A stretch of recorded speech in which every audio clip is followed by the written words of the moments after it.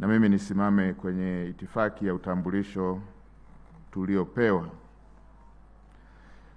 Niungane pamoja na waombolezaji na waongeaji wote waliotangulia kwa masikitiko makubwa kutoa pole nyingi sana kwa mjane na wanafamilia, familia kwa ukubwa wake,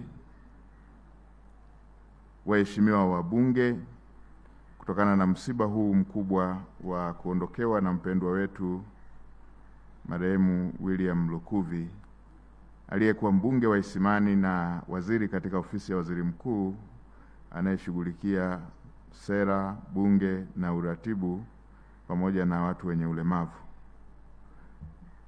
Hakika kifo cha mpendwa wetu Mheshimiwa Lukuvi kimetuacha Watanzania wengi tukiwa na simanzi kubwa na butwaa kubwa kufuatia kuondoka kwake. Nitoe pole kwa Mheshimiwa Rais kwa kuondokewa na askari wake wa mwavuli kama ambavyo watangulizi wengi wametoka kusema. Mimi binafsi nimekuwa nikiwasiliana naye na kushauriana naye mara kwa mara hadi siku ambapo muda mfupi tulipoarifiwa kwamba hali yake ya afya imebadilika, tulikuwa tukiwasiliana na tukipanga shughuli mbalimbali za kazi.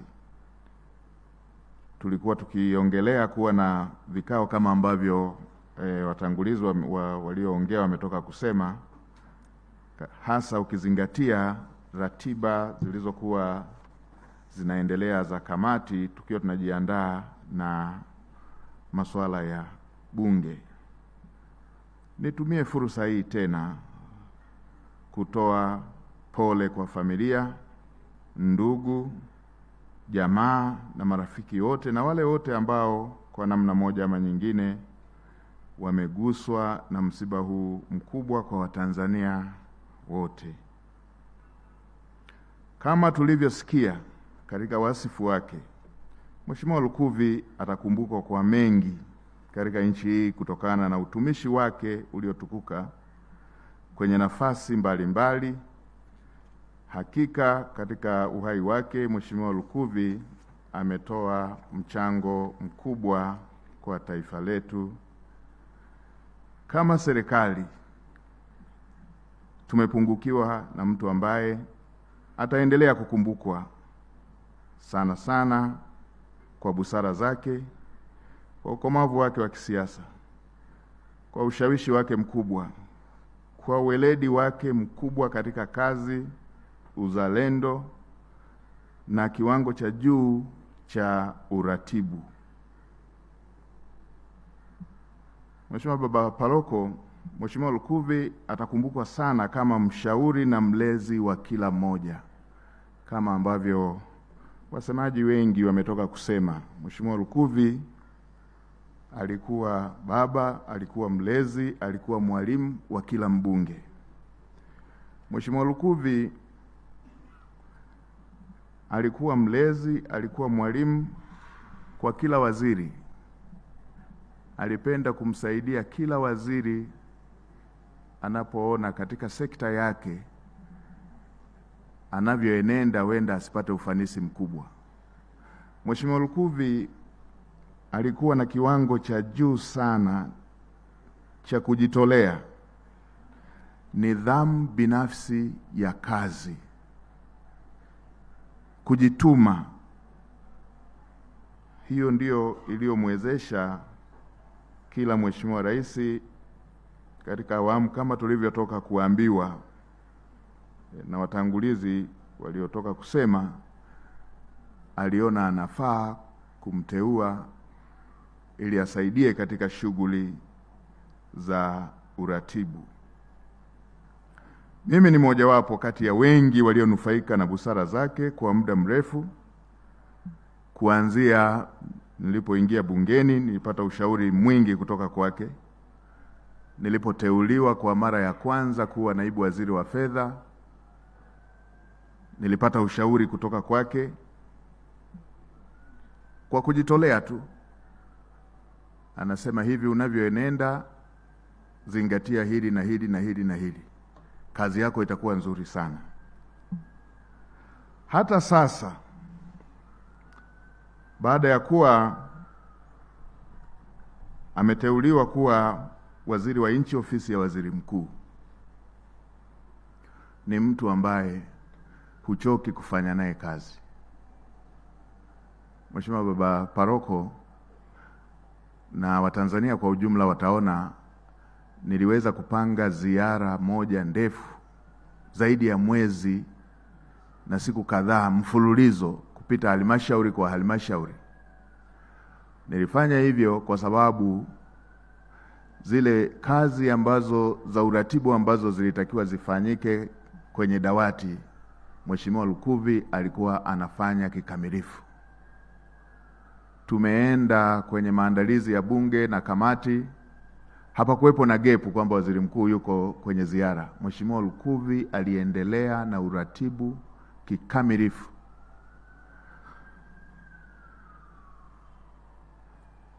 Na sio hiyo tu, kama ambavyo Mheshimiwa Jaji Mkuu ametoka kutuambia, Mheshimiwa Lukuvi alikuwa anaweza kuelezea masuala ya kazi kwa lugha iliyo rahisi kwa kila wizara na kufanya masuala yanayohusiana na ushirikiano ndani ya serikali kuwa na ufanisi mkubwa zaidi. Tutaendelea kumkumbuka Mheshimiwa Lukuvi kwa umahiri wake huo, na hata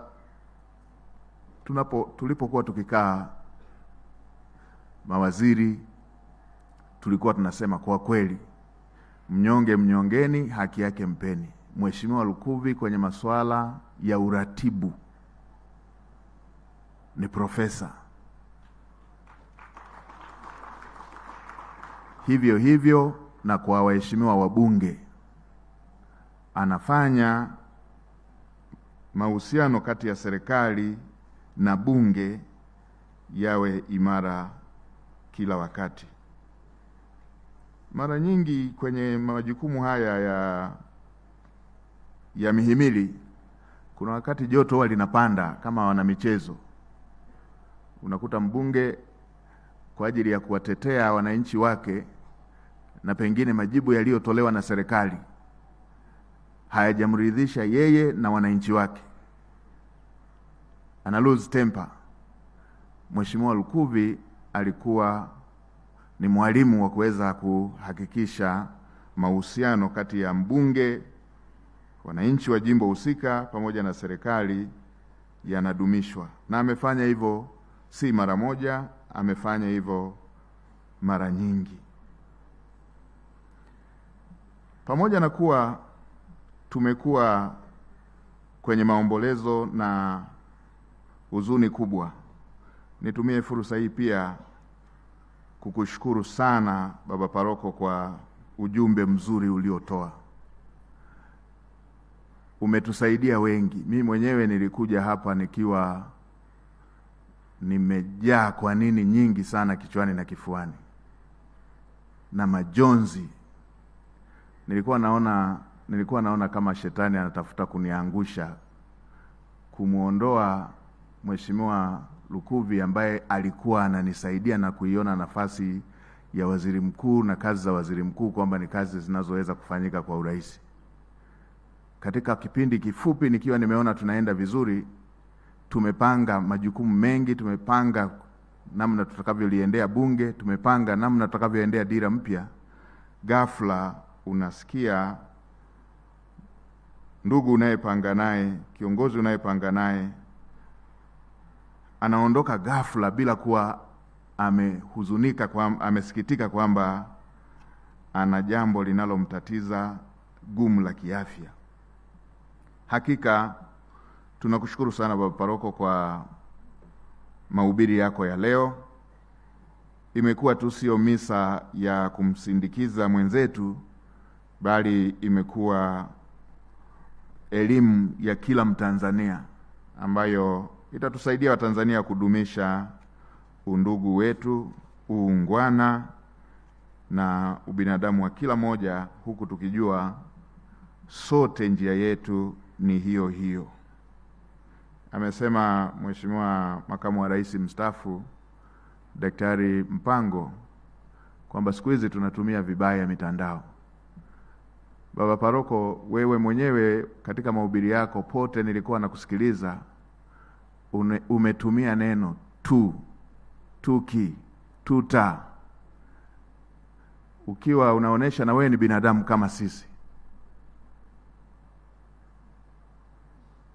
Ukiwa unaonesha na wewe safari yako ni kama yetu sisi. Lakini sisi huko mitandaoni, wapo wengine wakiandika utadhani ni Mungu kaandika, kama vile wao haya mambo hayawahusu kabisa. Utasikia mtafanya hivi. Ukimwangalia mtu mwenyewe anayeandika hivyo ameshadhulumu tu, hata sio msafi, ana madeni kibao na utapeli mwingi basi. Kwa hiyo somo la leo Baba Paroko limetusaidia sana kuturudisha binadamu wote waone sisi ni binadamu na safari yetu ni moja, na mwenye masahihisho ni Mungu mwenyewe. Wa kuweza kujua nani ananuka ni Mungu mwenyewe. Nakushukuru sana Baba Paroko kwa somo hilo zuri. Na nilipokuwa nimekaa pale nikasema nitawaambia wasaidizi wangu siku moja wanielekeze mpaka nikasali kwenye kanisa lako ili ujumbe huu ni upate na siku nyingine. Nakushukuru sana Baba Paroko.